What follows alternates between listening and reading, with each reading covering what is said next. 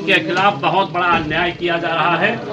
ये थाना तारुण में 14 दिसंबर को कुछ हमारे उच्च न्यायालय के अधिवक्तागण और कुछ उनके साथीगण जो ग्राम सोनौरापुर गांव में सुकुमार वर्मा पर एक प्राणघातक हमला होता है, 307 में एफआईआर दर्ज होती है और 307 के जो अभियुक्त गण है उसकी गिरफ्तारी करने से थाना अध्यक्ष तारुण इनकार कर देते हैं। इस बात को लेकर के हमारे साथी थाना अध्यक्ष तारुण से मिलना चाहते हैं और थाना अध्यक्ष तारुण अपने आवास में रहने के बावजूद भी मिलने से इनकार कर देता है। जब थाना अध्यक्ष तारुण मिलने से इनकार कर देता है तो सारे बुद्धिजीवी लोग थाने के उस परिसर में शांतिपूर्ण ढंग से ये मांग करते हैं कि कोई उच्च अधिकारी आकर के हमारी बात को सुन ले।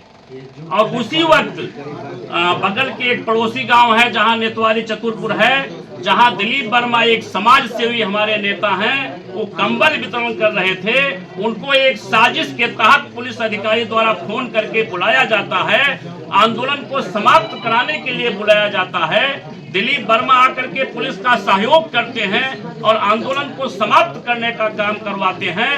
इसके बावजूद भी थाना तारुण की पुलिस एक षड्यंत्र करते हुए, एक साजिश करते हुए दिलीप वर्मा को नामजद करते हुए 90 से 95 लोगों को अज्ञात आंदोलनकारियों के विरुद्ध एफआईआर दर्ज करती है। 4 दिन बाद करती है।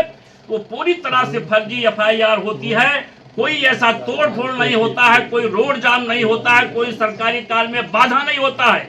इसके बावजूद भी तारुण की पुलिस जो है आपराधिक धाराओं में मुकदमा पंजीकृत करती है। इसका बड़ा विरोध है। इसी प्रकार से थाना हैदरगंज में 163/25 मुकदमा वहां कायम होता है, सेम धारा में वहां मुकदमा कायम होता है, वो भी आंदोलनकारियों के खिलाफ कायम होता है।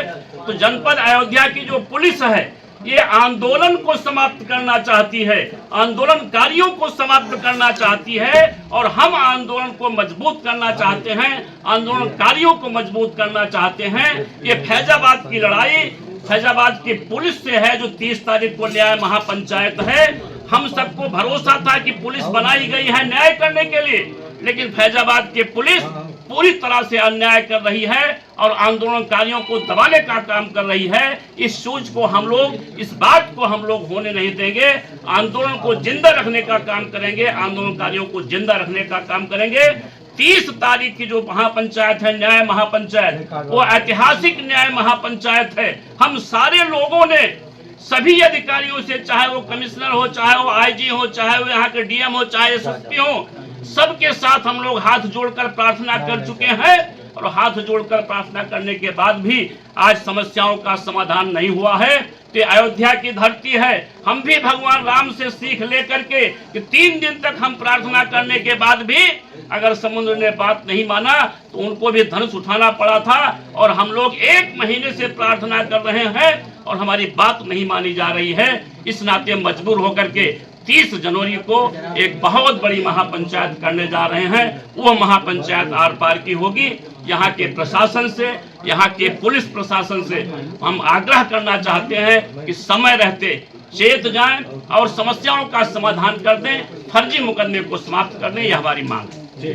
घनश्याम वर्मा, राष्ट्रीय महासचिव, भारतीय किसान यूनियन।